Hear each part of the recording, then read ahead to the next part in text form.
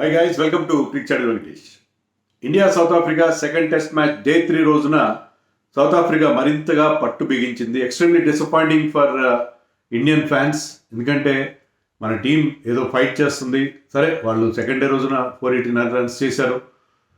మన వాళ్ళు మంచి బ్యాటింగ్ చేస్తారు. మ్యాచ్ గెలిచినా కలిపి డ్రా అయినా చేసుకుంటారు. ఎందుకంటే పిచ్ చాలా డొసైల్గా తయారైంది. బౌలర్స్కి ఎలాంటి హెల్ప్ లేదు సెకండ్ డే రోజున అనుకున్నాం మనం, కానీ అలా జరగలేదు.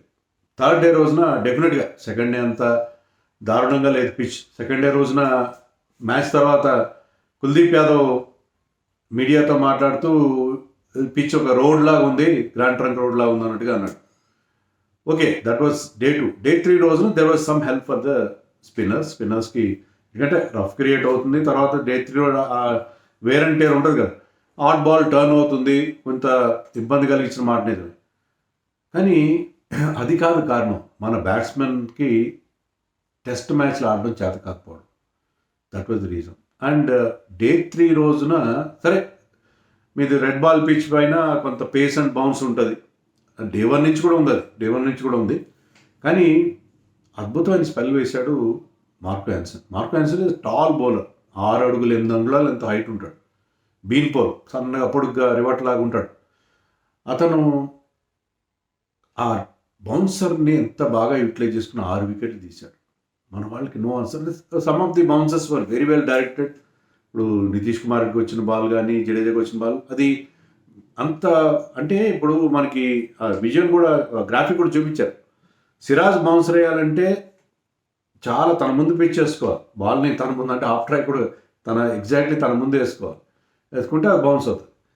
ఇతను 1 మీటర్, సిరాజ్ బౌన్సర్కి అతని బౌన్సర్కి తేడా ఒక 1 మీటర్ డిఫరెన్స్. 1 మీటర్ ముందు పిచ్ చేసి కూడా అంటే చాలా తక్కువ, చాలా క్లోజ్గా వచ్చి బ్యాట్స్మెన్ క్లోజ్గా వచ్చి హాఫ్ ట్రాకర్ అనుకోండి, హాఫ్ ఆఫ్ ది పిచ్ నుంచి కూడా అతను ఆ బౌన్స్ సాధిస్తాడు. సో అతనికి హైట్ అడ్వాంటేజ్ ఉంది. కానీ హైట్ అడ్వాంటేజ్ ఉంటే అతన్ని ఆడడం మనకు కొత్త. ఇంకా సౌత్ ఆఫ్రికాలో ఆడే మన అతని మీద, ఇంకా మనం ఆస్ట్రేలియాలో కూడా వాళ్ళ bowlers tall bowlers, Hazlewood, Starc, Cummins are tall bowlers. So అలాంటి బౌలర్స్ని ఆడాం మనం, ఇదేం కొత్త ఏం కాదు. కానీ the way he bowled and మన బ్యాట్స్మెన్ చేతులు ఎత్తింది. ముఖ్యంగా lack of application. Test match ఆడే ఆ టెక్నిక్ని కానీ, ఆ టెంపరమెంట్ని కానీ పూర్తిగా మర్చిపోయారు మన వాళ్ళు. అంటే సరే, ఒక బాల్ బీట్ అయిన తర్వాత మర్చిపోయి నెక్స్ట్ బాల్ జాగ్రత్తగా, ఒక బాల్ 2-3 బాల్ బీట్ అయ్యి లేకపోతే రన్స్ రాకపోతే, 4-5 బాల్స్ రన్స్ రాకపోతే అగ్రెసివ్గా అటాక్ చేసే ప్రయత్నం, ఏదో పెద్ద ట్రావిస్ హెడ్ లాగా ఆడదాం అనుకోవడం, ఏదో అది అన్నిసార్లు వర్కౌట్ కాదు. అది you have to be very very judicious in your stroke play. Rishabh Pant captain ఆడిన షాట్ దారుణం. సునీల్ గవాస్కర్ దీంట్లో లేడు, కామెంటరీలో లేడు. లేకపోతే మరొకసారి స్టూపిడ్ అనేవాడు. నిజంగా స్టూపిడ్గా అనిపించింది. ఒక 6 కొట్టాడు, బాగానే ఉంది. స్పిన్నర్కి అగేన్స్ట్గా దాని ఫుల్ టాస్ మీద తీసుకున్నాడు, 6 కొట్టాడు, బాగానే ఉంది. కానీ ఒక స్లాగ్ అది అగేన్స్ట్ మార్కో యాన్సన్ ముందుకు వచ్చేసి స్లాగ్ చేస్తానంటే ఎట్లా అవుతుంది? అది that is not correct. Settle కూడా కాలేదు. సరే, ఒక స్టేజ్ కొంత సేపు నిలబడ్డావు, ఆడినది 8వ ball, that is the 8th ball that he faced. 8th బాల్కి డౌన్ ద వికెట్ వచ్చేసి పెద్ద షాట్. నేను రిషబ్ పంత్ కాబట్టి ఎలా ఆడినా నడుస్తుంది. లైసెన్స్ టు కిల్, జేమ్స్ బాండ్కి ఇచ్చినట్టుగా నేను లైసెన్స్ టు హిట్ ఇలాగ హిట్ చేస్తానంటే అది కాదు కదా. There should be method in your madness. నువ్వు అలాగే ఆడతావు. రిషబ్ పంత్, ట్రావిస్ హెడ్ ఇలాంటి వాళ్ళు అలాగే ఆడతారు. కానీ దానికి ట్రావిస్ హెడ్ కూడా మీరు చూసుకుంటే ఆ రోజున యాషెస్ టెస్ట్లో he has taken his time. తర్వాత హీ లాంచ్డ్ హిస్ అఫెన్సివ్. అలా చేయాలి. కానీ ఇష్టం వచ్చినట్టు కొట్టేస్తాను, బౌలర్నైనా నేను కౌంటర్ అటాక్ చేస్తానంటే కౌంటర్ అటాక్ చేయడానికి కూడా టైం ఉంటుంది. టైం తీసుకుని చేయాలి. ధ్రువ్ జురెల్ చాలా బాగా పర్ఫామ్ చేశాడు ఇటీవల కాలంలో. ఇండియా ఏ తరఫున బ్రహ్మాండంగా ఆడాడు. అంతకుముందు వెస్టిండీస్లో సెంచరీ చేశాడు. రాంచీ టెస్ట్లో ఇంగ్లాండ్ మీద 90 కొట్టాడు, మ్యాచ్ విన్నింగ్ నాక్. సరే, అతను కూడా పేషెన్స్ మర్చిపోయాడు. అతని మధ్య ఎక్కువ వైట్ బాల్ క్రికెట్ ఆడుతున్నాడు కదా. విచిత్రమైన ఒక పుల్ షాట్ ఆడాడు. అనవసరమైన shot out side the off stump నుంచి దాన్ని పుల్ చేసే ప్రయత్నం, wide out side off stump, దానికి అక్కడి నుంచి పుల్ చేసే ప్రయత్నం అనవసరం. అంటే ఇప్పుడు ఏమనుకున్నారు మనోళ్ళు, సరే మనం మ్యాచ్ గెలవాలి, దానికి చాలా అగ్రెసివ్గా ఆడడం కరెక్టే. You have to look for the runs, positive intent ఉండాలి. కానీ ఫస్ట్ సేఫ్టీ ముఖ్యం కదా. సేఫ్టీ ముఖ్యం కాకుండా వాళ్ళు 489 రన్స్ చేసిన పిచ్ పైన మీరు 201కి ఆల్అౌట్ అవడం ఏంటి? దారుణం కదా, దారుణం.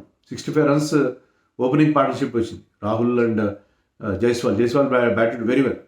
అతను కూడా ఏంటంటే ఒక out side off stump ball చూసి విడ్త్ అండ్ బౌన్స్ చూసి ఆడే ప్రయత్నం చేశాడు. బట్ బాల్ కొద్దిగా ఆగి రావడంతో కొంచెం ఎక్స్ట్రా టర్న్ అయింది.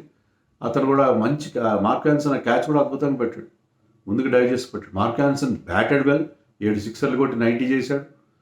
బోల్డ్ బ్రిలియంట్ 6 వికెట్స్ తీశాడు, క్యాచ్లు కూడా పట్టుకున్నాడు. ఈరోజు మార్క్ ఆన్సన్స్ మ్యాచ్.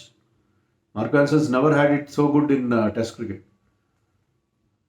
సో వాళ్ళు took they catches, they are very athletic. క్యాచ్లని బ్రహ్మాండ మార్కరం పట్టాడు. నితీష్ రెడ్డి క్యాచ్, అది కూడా ఒక అద్భుతం. ఎందుకంటే కంప్లీట్గా అతను దూరంగా వెళ్ళిపోతుంది బాల్. ఫస్ట్ ఈ try to catch it with both the hands. దూరంగా వెళ్ళిపోతున్న బాల్ని జస్ట్ ఫుల్గా స్ట్రెచ్ అయ్యి ఒక్క చేత్తో పట్టాడు. సో క్యాచ్లు బాగా పట్టారు, వాళ్ళు బౌలింగ్ బాగా చేశారు, అంతా బాగానే ఉంది.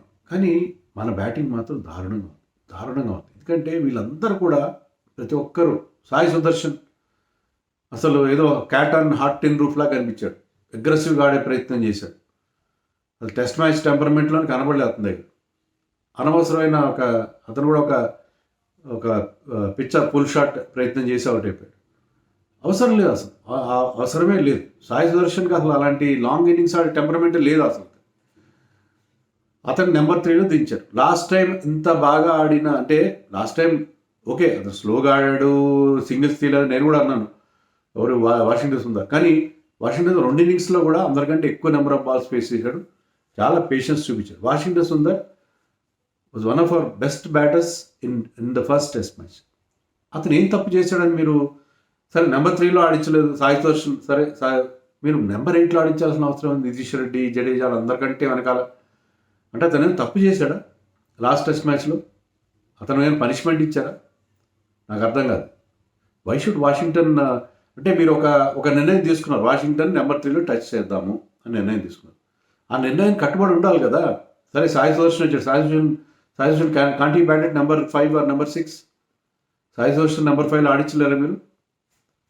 వాషింగ్టన్ నెంబర్ 3లో కంటిన్యూ చేయొచ్చు కదా. అంటే ఒక నిర్ణయం తీసుకున్న తర్వాత దాన్ని కట్టుబడి ఉండండి.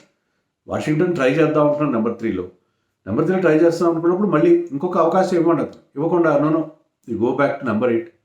ఏం తప్పు చేశాడు, ఏం పాపం చేశాడని నెంబర్లో అట్లా ఆడించారు. జైస్వాల్ తర్వాత ఎక్కువ రన్స్ అతను చేశాడు. అతను Kuldeep Yadav, they had a huge partnership, ఒక హాఫ్ సెంచరీ పార్ట్నర్షిప్. వాళ్ళిద్దరూ they look much better. Pitch పెద్ద కష్టం లేదంటే వాళ్ళు ప్రూవ్ చేశారు. గమ్మత్ ఏంటంటే మన బ్యాటర్స్ ఎవ్వరు కూడా, మిగతా సోకాల్డ్ మన బ్యాటింగ్ లైనప్ ఎక్కడ దాకా ఉంటుంది, నెంబర్ 8 దాకా ఉంటుంది కదా. ఈ మొదటి 8 బ్యాట్స్మెన్ ఎవ్వరు కూడా 100 డెలివరీస్ ఫేస్ చేయలేదు. కుల్దీప్ యాదవ్ 134 బాల్స్ ఫేస్ చేశాడు, చేసింది 19 రన్సే. 134 balls were face by Kuldeep Yadav. Kuldeep Yadav లాంటి బ్యాట్స్మెన్ 134 బాల్స్ ఫేస్ చేయగలిగినప్పుడు వై నాట్ అదర్స్? అంటే అంత అన్ప్లేయబుల్ పిచ్ ఏం కాదు. కోల్కతాలో మనం అర్థం చేసుకోవచ్చు. కోల్కతాలో ఇట్ వాస్ టర్నింగ్ అలాట్. ఇక్కడ ఏంటంటే ఎక్స్ట్రా బౌన్స్ ఉంది, కొంచెం రఫ్ క్రియేట్ అయింది, కొంచెం ఇబ్బంది ఉంటుంది. అకేషనల్గా బౌలర్స్కి హెల్ప్ ఉంటుంది. పేస్ అండ్ బౌన్స్ ఉంది ఫాస్ట్ బౌలర్స్కి, కరెక్టే. కానీ అలాంటి పిచ్ మీద and this team south Africa is a 3 bowler team. మనకి 5 బ్రహ్మాండమైన బౌలర్స్ ఉన్నారు. బుమ్రా ఉన్నాడు, సిరాజ్ ఉన్నాడు, జడేజా, వాషింగ్టన్, కుల్దీప్, 5 బౌలర్స్తో మనం వాళ్ళని 489 చేయనిచ్చాం. వాళ్ళకి వచ్చేది దే ఆర్ 3 బౌలర్ సైడ్. ముత్తుస్వామికి చాలా తక్కువ ఓవర్లు ఇచ్చారు.